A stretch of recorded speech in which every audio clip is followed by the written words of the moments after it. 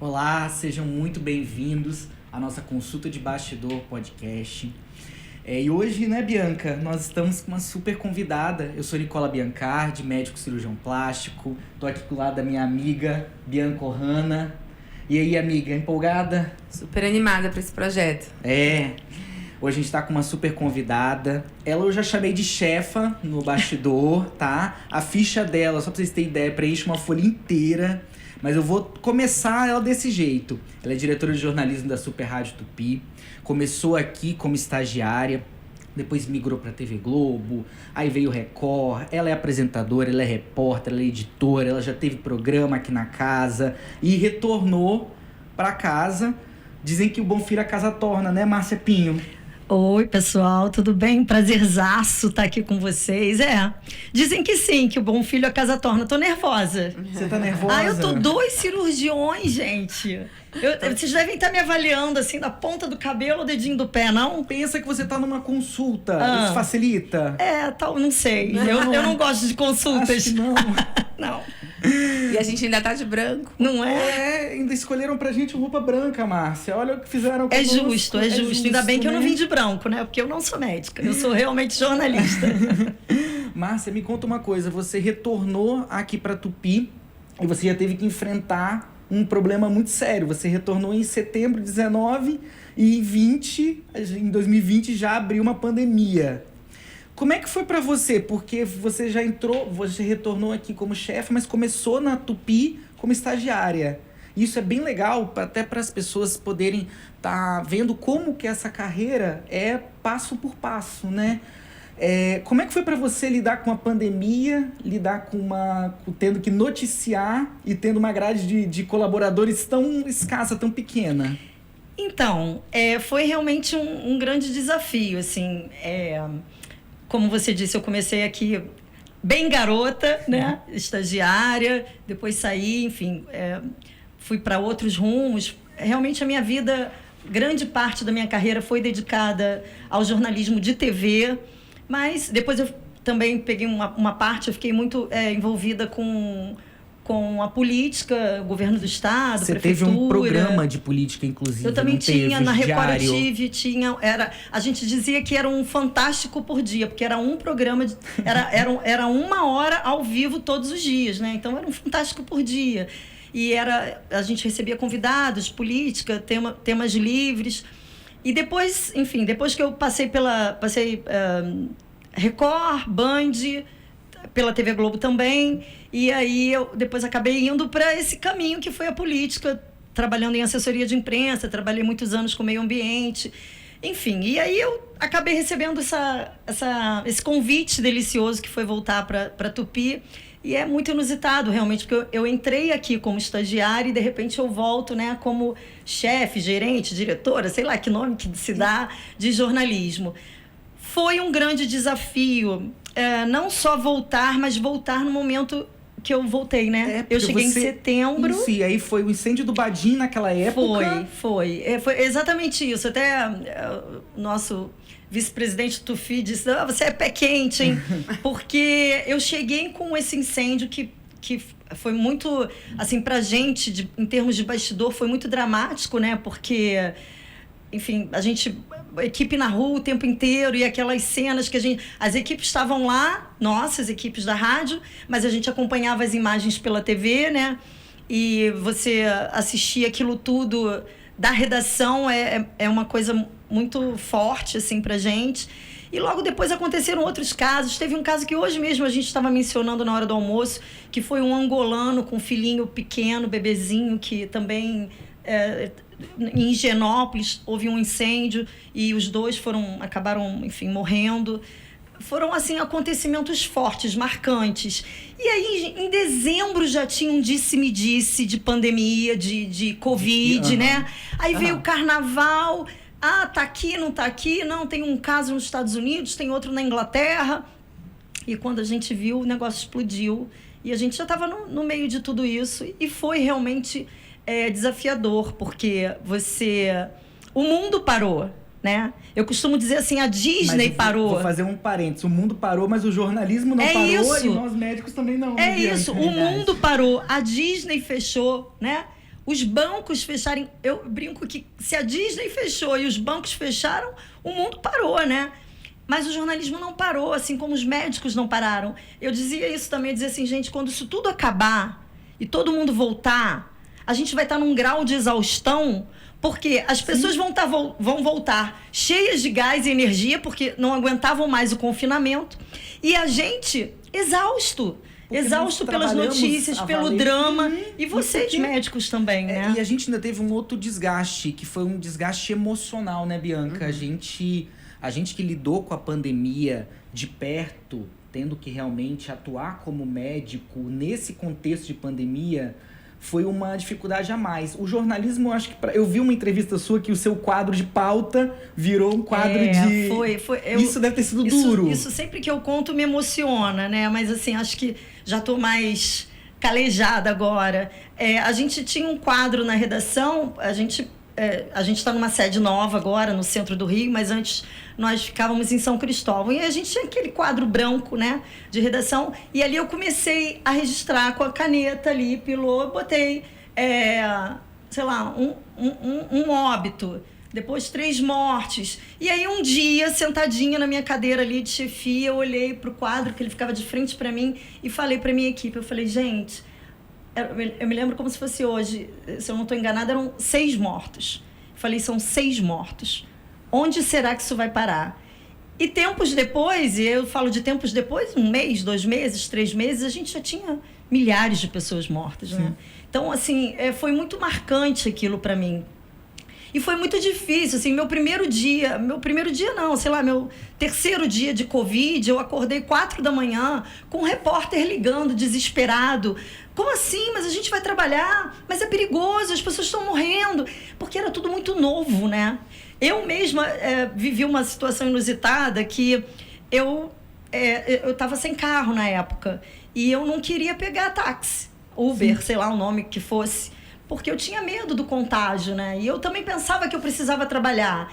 Já era um time pequeno, reduzido, muita gente doente, muitos colegas caíram doentes, né? Como é que faz? E se eu faltar? Quem vai me substituir, né? E o comandante tem que estar ali no navio, não adianta. Você não pode sair, né? Você não pode sair. E aí, o que eu fiz? Eu acabei num acordo com um parceiro, um amigo, eu vinha de moto. Eu contratei um motorista, entre aspas, porque era meu amigo, ele me trazia e me buscava de moto, porque assim eu não entrava num carro fechado, a moto ela era aberta, o único contato que eu tinha, eu dizia sempre, eram os meus funcionários, a galera da rádio, que estava ali, se manteve trabalhando sempre, o meu suposto, né, motorista, que era muito mais amigo do que motorista, e os meus filhos, né? E a babá, que ficou quase isolada ali com a gente também. Eu acho que todo mundo teve que se reinventar. A gente continuou trabalhando, a gente teve que achar uma nova forma de trabalhar, né? Eu lembro a primeira cirurgia que a gente fez no período de Covid foi super difícil, porque tinha que usar aquele face shield e ninguém estava acostumado com aquilo.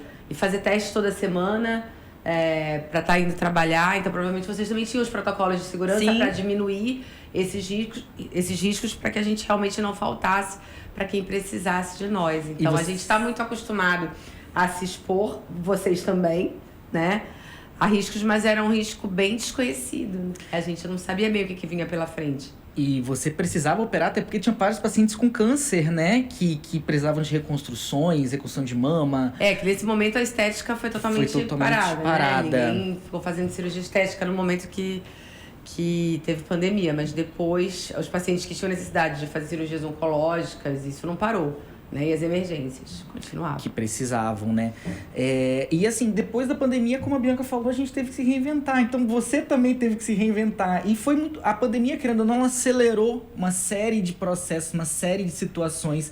Acho que a gente nunca viu tanta tecnologia desenvolvendo tanto igual foi no período de pandemia. E a gente estava falando antes, Márcia, com relação à evolução que a Covid teve com relação às tecnologias, com relação à mídia, com relação à rede social e tudo. Como é que você lidou com essa questão do jornalismo responsável frente a esse boom de notícias e essa difusão de notícias tão rápida? Fake news, né? Essas notícias falsas, porque esse jornalismo responsável que você pegou lá atrás, quando você começou, acredito eu, ele mudou muito. Então, hoje em dia, a velocidade com que você tem que publicar a notícia, ela é muito mais rápida do que era. Como é que foi isso? Como é que foi pra você lidar com isso? Sabe aquela história, em terra de sé quem teu olho é rei, sabe? Em terra de fake news, quem confere a notícia se dá bem. É mais ou menos isso? Eu acho que, assim, a sorte do ser humano é que ele se adapta muito rápido a tudo, né? Eu acho que a gente sofreu várias mudanças e hoje eu já me vejo num mundo diferente daquele lá de trás, né? E da pandemia também. Então, assim, a gente teve que adequar. Eu fiquei com uma equipe super reduzida, muita gente trabalhando de casa, muita gente fazendo o home office, né? O famoso home office. Mas que vamos combinar, né? Quando tudo realmente voltou, porque demorou, né? A gente teve um período de transição. Mas quando realmente voltou, o home office, eu acho que ele acabou... Por mais que... Tudo bem, pegou. Mas ainda é um pouco ideologia, né? Eu acho que o presencial veio para ficar. Você vê até em termos de... A gente que fala em veículo de comunicação, rádio, TV, eu mesma tinha um programa aqui na rádio com a Isabelle Benito, que era um programa que super funcionava no presencial. Depois, quando você bota a gente entrevistava pessoas, né? Grandes artistas. Assim. Poxa, eu entrevistei a Alba Ramalho pela telinha, né? Não é a mesma coisa do que ela estivesse sentadinha aqui do meu lado, né? Ela tem o calor humano, isso, né? Ela estava em casa, sentada, de perna cruzada, né? Imagina se fosse assim do nosso lado. A gente entrevistou essa menina que agora é protagonista da novela... Não é mais das 8, das 8 era antigamente, agora sei lá de que horas, 9h30, né? Travessia, que é esqueci o nome dela agora, a nossa sanfoneira predileta. Cadê os noveleiros aqui? A Lucia. A Lucia Alves. Uma delícia, entrevistamos ela pessoalmente, presencialmente, né? Então, assim, não dá para achar que, mudamos. A gente se adaptou. Mas rapidamente a gente queria voltar para aquele processo anterior da pegação, né? De sentir tocar, você. Né? De se sentir. A mesma coisa com a telemedicina também. A gente adaptou, usou, mas hoje eu faço quantas teleconsultas? Quase nenhuma, só se for alguém que mora fora. Todo mundo quer ir ao consultório. Agora, é claro que a tecnologia ela foi maravilhosa. Você agora me fez lembrar, Bianca, os pacientes de Covid que... depois de um tempo já foi liberada com a vacina, podia visitar, podia ficar junto, mas no início ninguém via os seus entes queridos vivos, né? E aí veio a medicina virtual, o contato por tablet, né? As pessoas... E a telemedicina era muito mal vista por alguns, até pelos órgãos regulatórios da medicina. Sim. E quando veio a necessidade mesmo, que viu que não tinha outra alternativa, aí ela foi toda regulamentada.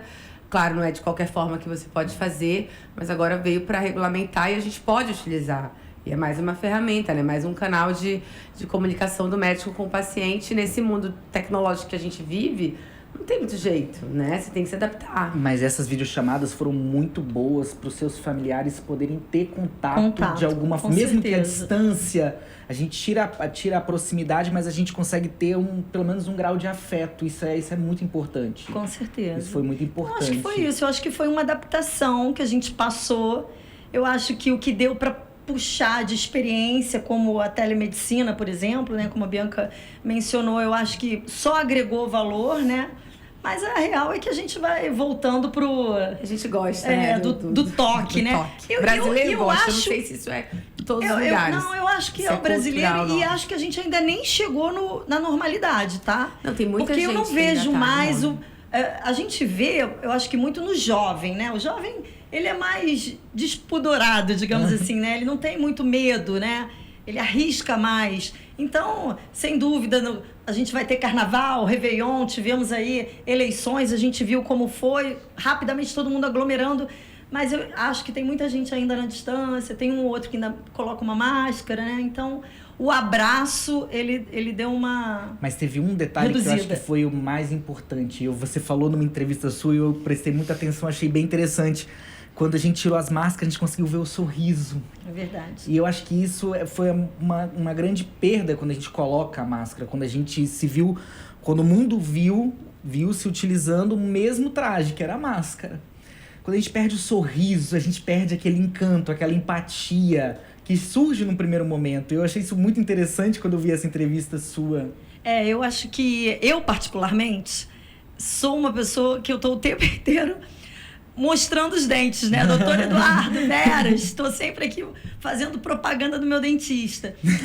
Ele tá adorando essa propaganda, inclusive, tá? Um sorriso de fora, né? E pra mim, Márcia Pinho, a máscara foi um negócio realmente que eu não sei te dizer. A gente tá muito acostumado com máscara, né? A gente usa máscara o tempo todo. O médico, então, acredito. O cirurgião, então, a gente fica horas de máscara. Então, não teve grandes... Pra mim, o face shield que tinha que usar em algumas cirurgias era mais difícil. A proteção para olhos, né? Que cobre o rosto. Mas acho que a gente foi dando um jeito de aprender a se comunicar mesmo com a máscara. E aí os olhos falam muito também, Sim. né? Eu digo que isso tem ficou pessoas... muito realçado. Quanta gente não veio... Parou pra olhar mais mesmo pro olhar, pra olhar dentro do olho, pra... Acho que tudo tem um lado bom, né? E esconder o sorriso... Mas realçou o olhar aí, porque era o que a gente tinha. A gente teve momentos, no meu trabalho aqui na redação, que justamente por conta da equipe reduzida, a gente precisou de reforço, né, de fora. Então a gente chegou num momento que trouxemos prestadores de serviço, e essas pessoas chegaram de máscara e foram embora de máscara. Eu nunca vi o rosto delas. Eu não vi o sorriso delas. Eu conheci elas de máscara. E não tive outras não, mas não tive a oportunidade de todos terem contato comigo, de eu olhar e dizer... Outro dia encontramos um desses colegas, eu disse assim, meu Deus, eu não sabia nem que você era você. Porque era uma outra pessoa, ela estava sem máscara, isso né? Isso aconteceu realmente, de eu conhecer uma pessoa com máscara e quando ela tira a máscara, você fala assim, gente, não é a mesma pessoa, tem alguma coisa diferente porque ambiente você cobre. De cirurgia, né? Sim. Que a gente tá sempre no centro cirúrgico, às vezes encontra alguém fora e fala, caramba, é você que tá no centro cirúrgico todo dia, desse jeito. Parece que teve muita gente que foi beneficiada, né? A máscara. Não, brincadeira. Agora eu que vou fazer a pergunta, eu quero saber se o número de cirurgias plásticas aumentou depois que a turma tirou a máscara e falou assim, ai gente, eu não sou o que eu tô gostando mais de máscara. Aí o pessoal correu pro consultório? Eu acho que não foi nem por causa da máscara. Eu acho que foi de tanto Zoom. Teve um efeito Zoom, né? De tanta reunião, de tanto online, de tantas pessoas se olharem ali na câmera, no espelho. Já teve várias matérias sobre isso, né? Que teve um aumento, assim, da procura, em especial de cirurgia plástica e procedimentos faciais. Assim que abriu, teve uma demanda reprimida, como acredito que todos os serviços que estavam fechados, né? Viajar, enfim... A partir do momento que foi liberado, as pessoas procuraram mais. E a pandemia não foi uma crise, pelo menos eu não entendo que tenha sido uma crise inicialmente, que as pessoas... Uma crise econômica de cara, né? Todo mundo estava na sua vida ali, de repente parou. Então, tinha pessoas que tinham, sim, suas reservas guardadas e ficaram sem ter nem onde gastar. E que quando puderam, investiram muito em si próprio, investiram muito nas casas, né? Porque todo mundo ficou dentro de casa. Então, foi um outro olhar... com que eu dou valor, né? Com que eu quero gastar e aonde eu vou investir meu dinheiro. Eu acho que isso foi uma percepção muito boa. Acho que as pessoas nunca se olharam tanto. Igual no período de pandemia. E nunca se olharam não só com relação à imagem, mas com relação a valores, com relação àquilo que realmente importa. Nós médicos, a gente consegue ter essa percepção até quando a gente acompanha um doente nos hospitais e tudo.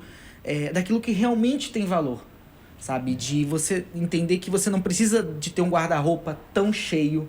Você precisa valorizar as relações que você tem dentro de casa, as relações de proximidade. Você começa a valorizar um pouco mais o abraço, que é uma coisa que a gente perdeu e é tão simples, é tão pequeno e ao mesmo tempo é tão grande.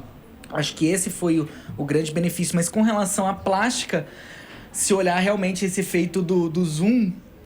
Fez uma diferença muito grande, né? Muito. Mas aí foi ter aquele pico, depois as coisas vão se normalizando de novo. As pessoas puderam voltar a viajar e aí vai se ajeitando de novo. Márcia, eu queria te fazer uma pergunta. Você acha que você trabalhou mais ou menos na pandemia?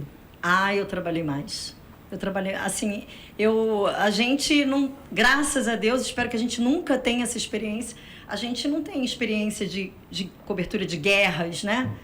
Até tem, né, gente? Vamos combinar que no jornalismo a gente tem guerra diária no tráfico, da milícia, enfim. Mas guerra mesmo, como a gente vê, né, o que está acontecendo na Ucrânia, a gente não tem. Mas eu acho que essa foi a nossa guerra. Pra gente foi muito difícil. Foi uma cobertura sofrida, doída. A gente, enfim, muita gente da nossa equipe, né? A rádio, ela tem uma seleção de craques, né? Então, são todos...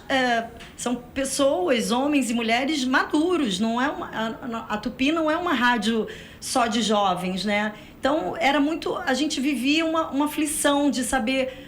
o comunicador está doente. Nossa, o Apolim, mais de 80 anos, está com Covid. E o Gerson. Era muita aflição. Era a mesma angústia que a gente tinha com os médicos também mais maduros. Sim. Eu ficava apavorada do meu pai e da minha mãe irem trabalhar.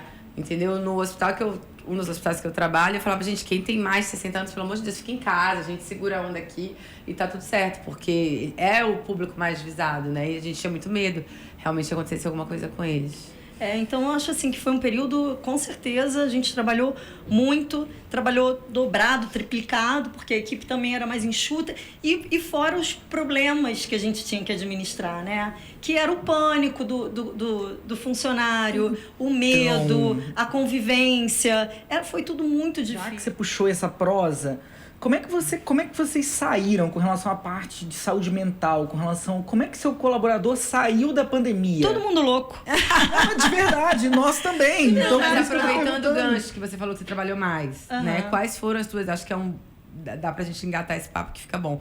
As tuas estratégias para evitar um burnout, e tanto para você quanto para os colaboradores, porque já que todo mundo ficou mais empático, e eu acho que ficou mesmo, né? O ser humano... nesse período de pandemia, o que vocês tinham de estratégia para não enlouquecer de verdade? Deixa eu só fazer um parênteses aqui. Burnout é quando você tem uma síndrome de esgotamento profissional. Só porque a gente tá... Esse termo tá muito... Tá muito em alta, né? Tá muito, muito falado. Desculpa. Nada. Então, eu acho que, assim... Se eu falar que nós tivemos alguma estratégia, eu vou estar mentindo. Porque eu acho que o jornalismo, assim como a medicina... vou comparar um parto, né? Você pode marcar a cirurgia, o parto humanitário, preparar tudo, mas a real é que quando o bebê vai nascer e pode não ser nada daquilo que você programou, né? Desculpa. Então, eu acho que a gente ia sobrevivendo, essa é a verdade. E cada um do seu jeitinho, né? A gente tem um ambiente no nosso setor muito peculiar. A turma é muito divertida. Luiz Guilherme está aqui. Eu chamo... Ela é tão divertida que o nome dele é Luiz Guilherme. Que é o Fabiano. Que eu chamo... Não, Fabiano não. Fabrício. Você respeita o nome que eu dei a essa ele. história agora. Porque eu tenho mania de dar nome às pessoas. Gente, eu não tenho culpa. Eu olho pra você. Você se chama Roberta, mas eu acho que você tem cara de Bruna, virou Bruna. E a culpa não é minha. Eu te chamo de Bruna. E todo mundo passa a chamar também? A culpa é minha, Nicole. Eu tô esperando o meu nome de guerra. Pois é, Nicola eu tô esperando. É um nome bom de eu tô esperando. Mas, enfim, então eu acho que a gente tem um ambiente muito... É uma linha tênue até, porque é tão divertido e descontraído. Porque, gente, vamos combinar, de novo, é igual aos médicos, né? É o tempo inteiro. A gente tem um grupo, você imagina o que é o grupo de WhatsApp do jornalismo da Tupi? E a notícia tá pra vocês, assim como os nossos pacientes estão pra nós. Então não tem dia, não tem horário, não tem almoço. Tem almoço, Bianca? Doutor Nicola, eu estou almoçando e quando eu abro o grupo, um corpo em vários pedaços, um rosto desfigurado, uma criança morta. Você entende? Como é que sobrevive a isso, né? Então, a gente tem um ambiente muito descontraído e eu permito essa brincadeira, né, entre a equipe. É uma linha tênue, porque de vez em quando isso já é eu sou durona. Pra ter um ambiente mas mais... o que eu digo é que não, assim, a gente não criou uma estratégia. Vamos fazer... Não. Ser desse jeito. Foi na... Como diz o outro, foi no xixi, né? Foi no automático, tinha que ser. E eu acho que cada um buscou a sua forma. Eu, por exemplo, virei uma psicopata dos treinos, né? Então, eu ia te perguntar isso. Como é que você desopila a cabeça? Como é que você relaxa? Eu relaxo. Mas correndo. Eu relaxo. Anteontem, feriado. Enfim, a gente está gravando, então não foi ontem nem anteontem. Mas eu corri debaixo de chuva. Porque eu estava com tanta energia concentrada que eu falei, eu não consigo dormir. Eu não vou fazer nada, tá chovendo, amanhã eu trabalho cedo. Falei, cara, eu preciso correr, que se eu não botar isso para fora, eu vou infartar. Né? Então, assim, para mim, eu, Márcia, a atividade física foi realmente uma grande descoberta. Gente, é uma boa dica aí, né, Márcia? Eu emagreci, eu perdi peso. E aí você passa, né, também a ficar um pouco mais feliz com você mesmo. Então, assim, pra mim, atividade física foi tudo. E ainda cobro da minha equipe, tá? Então, isso que eu ia perguntar. Cobro. Acaba virando inspiração pra eles também, porque esse né? povo fica toda hora abrindo biscoitinho. Fica assim, gente, pra que essa farinha? Pra que essa farinha? Me Gluten conta. free. Você é quase Anitta, então. Se eu tô de dieta, toda a equipe tem que ficar de dieta. É que tenha, né? Mas eu tento, eu vou lá estimulando. Às vezes chega o repórter mais gordinho, cansado. Eu falo, tá cansado? Porque você acabou de casar, já tá com esse peso todo. Eu sou meio mãezona, assim, meio tomo conta da vida deles, sabe? Ó, meu diretor ali tá pedindo pra gente já encerrar nossa conversa. Mas já? Juro acabou. pra você. Ele Tava me pede tão assim. bom. E Não ele já tava? faz sinal já pra mim, tava tão bom. Pois é. A gente Márcia, marca outro papo outro vamos, dia. eu quero você uma chama sala. a gente pra um café. Me chama pra ter uma cochezinha na sua sala Você também. não vai. Olha, Olha. Você viu, gente? Quero ver se você vai sobreviver, hein? Oh, meu Deus. É pior que centro cirúrgico, garanto. Márcia, foi um prazer. Muito obrigado, tá? Tá sendo um prazer estar aqui na Tupi com vocês, tá? Eu te agradeço muito pela sua conversa, sua com a gente. Eu que agradeço a você, Nicola, doutora Bianca. Obrigada, É estranho isso, não pode chamar de doutor Nicola, não, não, né? Não, a gente tira, Tá a gente perde essa intimidade boa, então né? Tá, Nicola, tá bom, Bianca. Nicola, Bianca. Muito orgulho de estar aqui com vocês. Eu admiro demais a classe médica. Acho que eu digo que eu sou médica, tá? Desculpa, eu não estudei para isso, mas são 3 filhos, gente. Entendeu? Uma hora a gente aprende, né? E eu tenho verdadeira paixão, adoração. Talvez se eu tivesse descoberto isso antes, eu não teria sido jornalista, teria sido médica, mas não fui, não tenho competência para o estudo. Então, medicina a gente tem que estudar muito e estudar para sempre, né? E isso eu não... Mas, Márcia, a gente adora comunicação, então tá tudo certo. Então tá bom. Então a gente vai trocando, né? Então tá Sem dúvida. bom. E a gente tem muito que aprender com você, viu? Não, eu que tenho que aprender com vocês, porque além de tudo, vocês ainda deixam a gente bonita, né? Amém, Posso isso mandar é um beijo ótimo. pro Dr. Sinésio, que me deixa assim bonita? Pode, ele vai adorar essa propaganda. Gente, ó, foi um prazer. Até a próxima consulta.